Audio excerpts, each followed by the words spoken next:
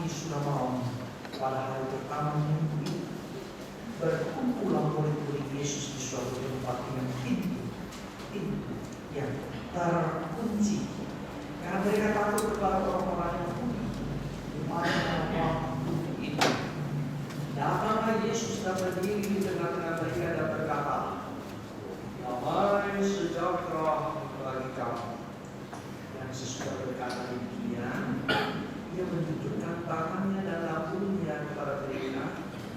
Murid-murid itu bersuka cita ketika mereka melihat Tuhan. Maka kata Yesus sekali lagi, "Damai sejahtera bagi kamu. Sama seperti Bapa mengutus aku, demikian juga sekarang aku mengutus kamu." Dan sesudah berkata demikian, Ia mengubusi mereka dan berkata, "Terima Roh Kudus. Jika kamu mengakui dosa orang, dosanya diampuni, dan jika kamu menyatakan dosa orang, betapa dosanya tetap ada." Tetapi Thomas, seorang dari ke-12 murid itu yang disebut Didimus, tidak ada bersama-sama mereka ketika Yesus datang ke situ.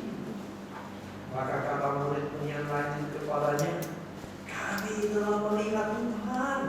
Tapi Thomas berkata kepada mereka, "Sebelum aku melihat sepatu pada tangannya, dan sebelum aku mencucukkan jariku ke dalam bekas sepatu itu, dan mencucukkan tanganku ke dalam lambungnya sekali-kali, aku tidak akan percaya." 8 hari kemudian murid-murid Yesus berada kembali dalam rumah itu, dan Thomas bersama-sama dengan mereka sementara pintu-pintu terkunci. Yesus datang dan berdiri di tengah-tengah mereka dan berkata, "Damai sejahtera bagi kamu." Kemudian Ia berkata kepada Thomas, "Taruhlah jarimu di sini dan lihat tanganmu.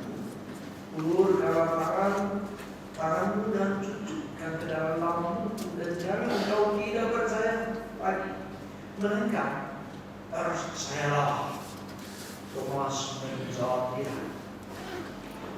"Ya Tuhanku dan Allahku."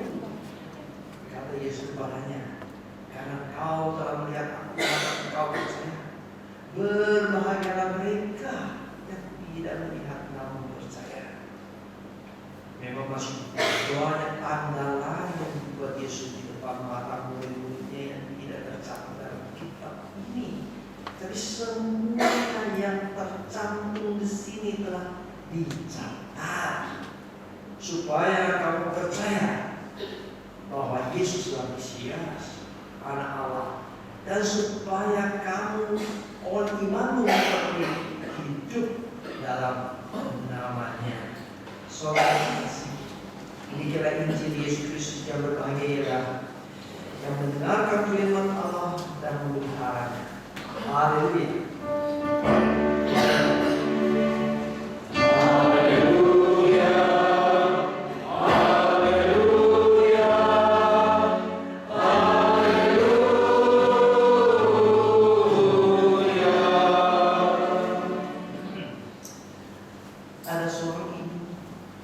Bersama dengan suaminya, dia dari Australia ke India.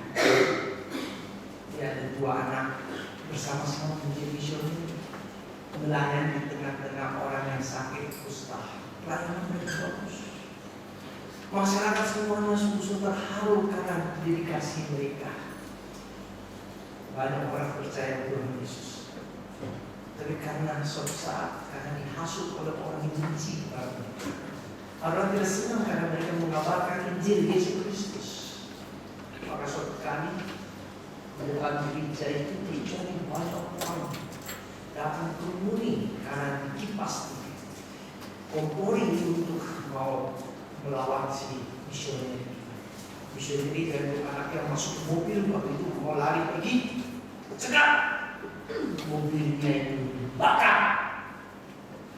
Misioner dan 2 anak yang mati seketika di dalam. Hanya sang ibu ini melihat suamiku dan 2 anak mati.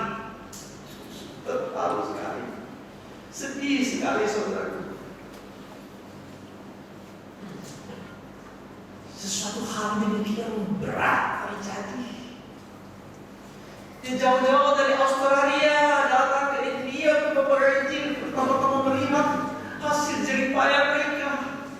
Sudah ada hasilnya, tapi sekarang suami dan 2 anak saya mati dibakar hidup-hidup. Sungguh-sungguh sedih sekali. Dia terus menghubungi. Sudah tidak ada damai dalam hati, sudah tidak ada sukacita di dalam hati. Tapi setelah dia mulai memahami makna Yesus sudah bangkit, makna Injil itu sendiri, dia yakin suaminya dan 2 anaknya sudah, sekalipun dengan demikian matinya yang demikian mengerikan, dan dia yakin suaminya dan anaknya sudah pulang ke mana? Keyakinan inilah membuat dia sungguh-sungguh rasa lega. Sekalipun hatinya demikian rasa kesel, rasa benci kepada orang yang telah berbuat itu. Dan waktu di pengadilan mulai mau menghakimi masalah ini, ketika dia diminta untuk menjadi saksi, dia cuma menggumuli apakah dia harus mengampuni orang itu atau tidak. Tidak mudah saudara. Apakah dia harus mengampuni orang yang demikian jahat, mengipasi, mengkompori supaya orang berbuat jahat? Saudara berkasih, dia mengatakan, aku tidak ada pilihan lain. Karena aku hanya satu pilihan, tetap ikut Yesus. Yesus di kayu salib di sana. Perkataan pertamanya adalah sebuah doa. Doa apa? Tuhan, ampunilah mereka karena apa diperbuat mereka. Mereka tidak tahu.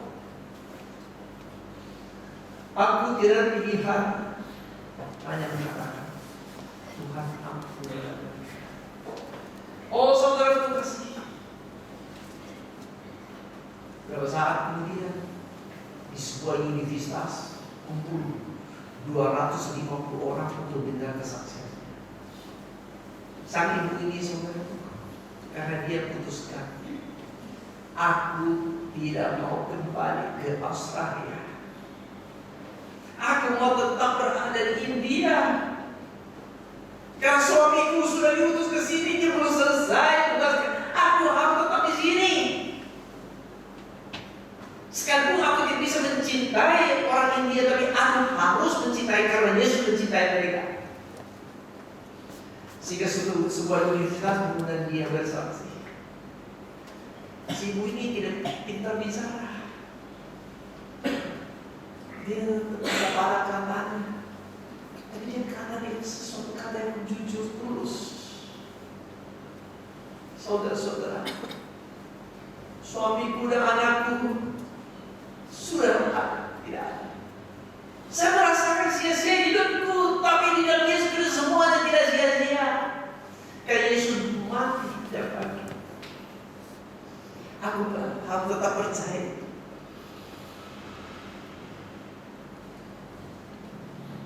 Aku tetap harus cinta kepada India. Karena suamiku cinta dan Tuhan Yesus cinta.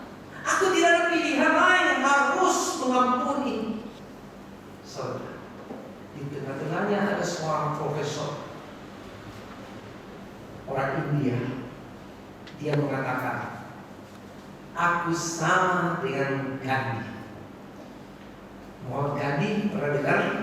Adalah seorang tokoh India, adalah seorang hebat sekali saudara, dianggap sebagai pendiri negara India. Gandhi ini orang yang pernah berkata demikian, karena dia pernah disakiti oleh orang India, orang Kristen. Dia pernah tinggal bersama orang Kristen, tapi dia dihina karena dianggap dia kulitnya beda, terjadi diskriminatif. Bilang, kok orang Kristen tidak ada cinta kasih yang benar, tidak ada keadilan, kok masih ada diskriminatif? Maka dia bilang, dia pernah berkata demikian, aku hormati Yesus, tapi kalau aku belum melihat ada orang hidupnya seperti Yesus, aku tidak mau percaya. Sampai mati pun Bapak Gandhi ini tidak percaya Yesus. Kenapa? Karena tidak melihat ada orang Kristen hidupnya seperti Yesus. Sekalipun waktu Bapak Gandhi dibunuh, di kantongnya nggak ada apa-apanya. Persen dompetnya, duitnya nggak ada sebuah kertas tertulis apa? Kata-kata Tuhan Yesus di bukit itu. Berbahagialah orang miskin di hadapan Allah. Bila ada orang nampak pipimu, berilah pipimu. Dompetnya ada kata-kata Yesus, dan dia tidak percaya Yesus. Maka seorang profesor India ini dia bilang, aku tidak mau percaya karena aku mau seperti Gandhi, belum lihat ada orang sungguh-sungguh Kristen, aku tidak mau percaya. Oh saudara gue kasih, hari itu dia mau percaya karena melihat ada seorang wanita, suaminya dan dua anaknya dibakar oleh orang India, dia tetap tabah dan tetap sudah menyatakan dia percaya pada Yesus Kristus. Oh saudara, maka dia bilang, aku mau percaya. Suatu saat saya terharu sekali saudara, ketika teman saya mengunjungi pendeta Dorothy Marx. Pernah dengar pendeta Dorothy Marx ya? Ada yang pernah dengar ya? Dia sekarang udah 91 tahun saudara, masih hidup, tinggal di Depok. Dia adalah orang Inggris, tapi lepaskan warga negara Inggris menjadi warga negara Indonesia. Ya, dia di Inggris hebat sekali saudara. Dia namun di Inggris dia punya performa pianonya hebat sekali. Sebenarnya dia adalah ada orang bilang dia orang Jerman. Kalau distribusi sebenarnya bukan orang Jerman, dia orang Yahudi. Dia aslinya orang Yahudi di Jerman. Hanya pindah ke Inggris menjadi warga negara Inggris. Akhirnya datang ke Indonesia menjadi pendeta. Akhirnya dia menjadi pendeta GKI saudara. Hebat sekali. Dia berkata demikian, aku masih ada berapa saudara-saudara orang Yahudi, tapi mereka nggak percaya. Dia di Indonesia ini mengabar Injil, banyak orang percaya, tapi dia bilang aku menginjil kepada saudara, mereka nggak percaya. Ada di New York dan sebagainya, dia pernah telepon karena orang percaya Yesus. Saudara apa? Untuk apa percaya Yesus? Yesus kan Mesias, kita percaya. Enggak. Masa Yesus Mesias? Yesus kan sudah mati dan bangkit, dia adalah Mesias. Enggak. Mana Yesus sudah benar-benar mati dan bangkit? Kenapa kalian tidak percaya? Memang tidak perlu percaya. Yesus tidak mati, tidak bangkit. Yesus bukan Mesias. Kenapa? Karena kami melihat gereja tidak ada buktinya Yesus sudah bangkit. Dia sedih sekali. Dia saudaraku tidak mau percaya. Dia masih menantikan Mesias, masih menantikan Kristus yang akan datang. Tapi kalau Yesus itu datang itu artinya dia sudah bangkit, sudah naik ke surga, dan akan kembali habis naik waktu itu. Itu adalah kiamatnya. Itu datang kedua kalinya Yesus Kristus Mesiasnya. Tapi mereka masih menantikan itu. Oh saudaraku, hari ini adalah hari Paskah pertama. Minggu lalu hari Paskah, setelah hari Paskah minggu pertama, marilah kita menghayati makna Paskah itu dengan baik. Saudaraku, kita harus sungguh menghayati iman percaya kita. Kita melihat Tuhan Yesus setelah dia bangkit, dia menampakkan diri. Sekarang ada orang berkata, kuburan kosong membuktikan Yesus mati. Setuju tak? Kuburan kosong membuktikan Yesus mati. Kita harus setuju dong. Kuburan kosong membuktikan. Tapi bagi para muridnya memang ada yang percaya. Yesus punya kuburan kosong. Aku percaya. Ada orang, itu dicuri mayatnya. Beri juga loh. Mereka membuat sesuatu siasat untuk kita juga dibunuh, kita juga disalibkan. Mereka ada 2 murid, satu namanya Kleopas juga lari pergi di tengah-tengah jalan, di tengah menuju ke Emmaus. Yesus menampakkan diri. Tapi mereka tidak mengenal Yesus. Bukankah kubur yang sudah kosong? Oh, itu kata ini, kata ini, kata ini. Waduh, banyak versinya, banyak ceritanya. Maka Yesus yang menampakkan diri. Jelaskan dari kitab suci. Jelaskan dari kitab suci. Iman yang percayanya yang sungguh-sungguh, bukan lihat kuburan yang kosong, mau percaya tidak. Iman yang sungguh-sungguhnya harus membaca Alkitab. Iman ini datang dari firman Allah, saudara berkasih. Akhirnya Yesus menampakkan diri, sehingga mereka, oh Yesus ini, sehingga mereka terjadi sesuatu pembaruan, terjadi sesuatu perubahan. Dahulu demikian loyo, sekarang bangkit kembali. Saya mengatakan orang Kristen seringkali itu ada 6R. 6R tau? Ya? Letih lesu ya. Ada 2, letih lesu. Apa lagi? Lemah lelah. Sekarang kita ada lagu yang jangan lelah, tapi lelah aja. Letih lesu, lemah lelah. Karena lemah ya adalah kata lelah. Kata capek lah. Melayani dikit-dikit capek lah. Sudah lelah. Nah, apa lagi? Loyo. Sudah loyo sekali. Belum tua sudah loyo gitu. Melayani sedikit sudah loyo.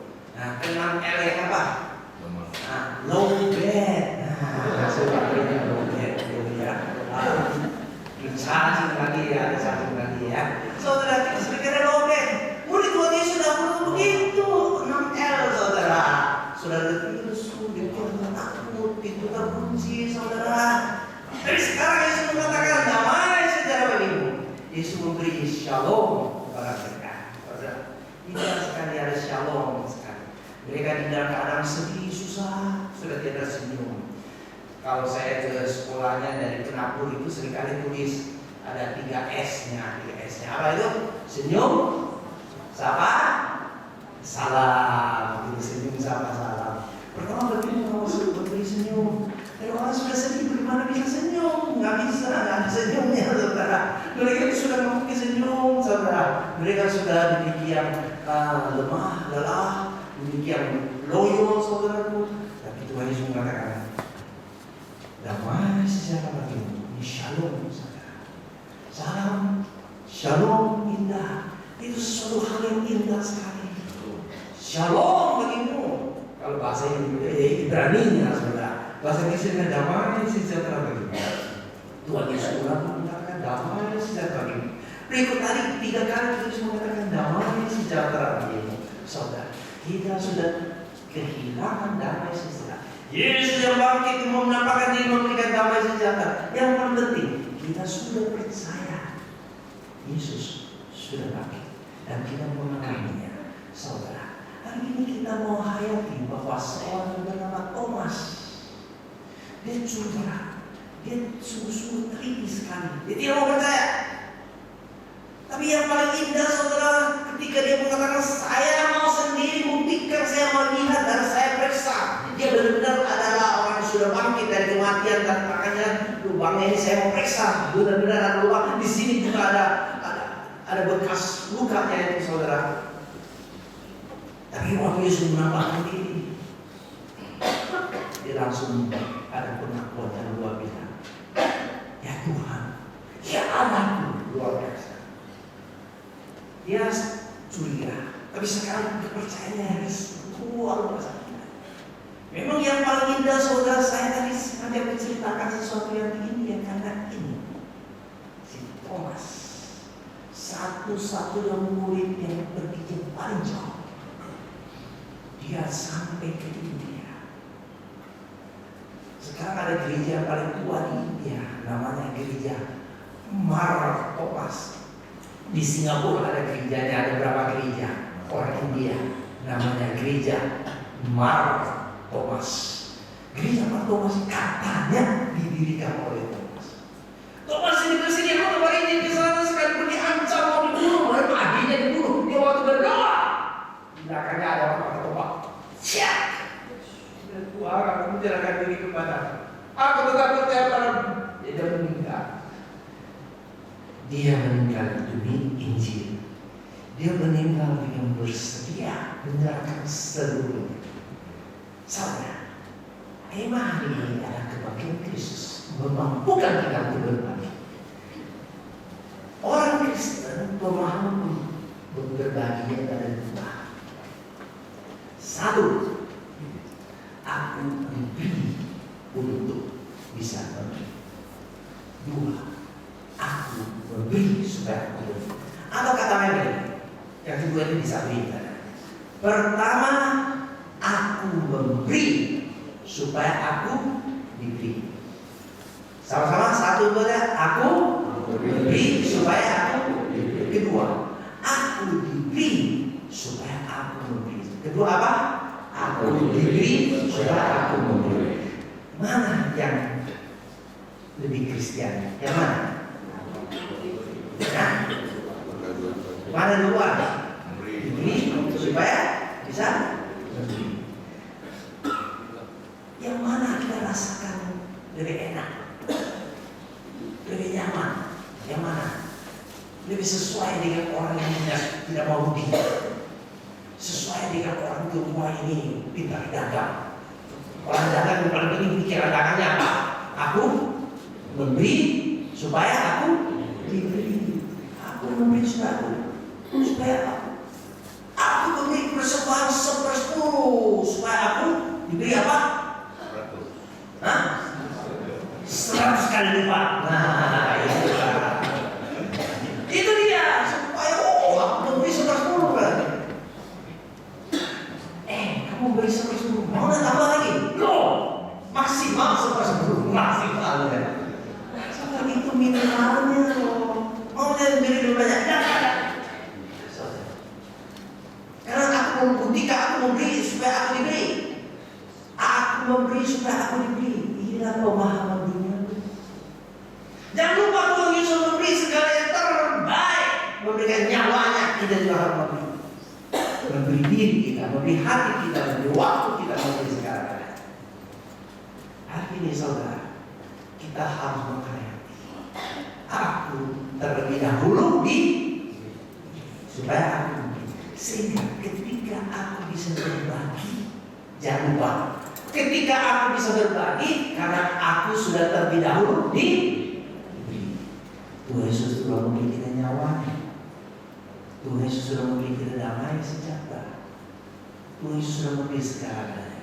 Kalau bisa tanya, segala-galanya ada pada kita. Pemberian siapa? Dari mana? Ada dua.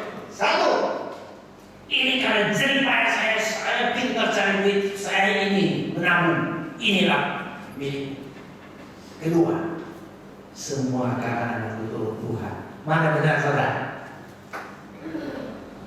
Ini usahaku atau ini semuanya anugerah Tuhan? Yang mana benar? Semuanya. Inilah orang beriman. Yesus sudah bangkit, memberikan nyawanya, memberikan terbaik. Mari kita juga bersedia membagi dan kita dimampukan untuk berbagi. Amin.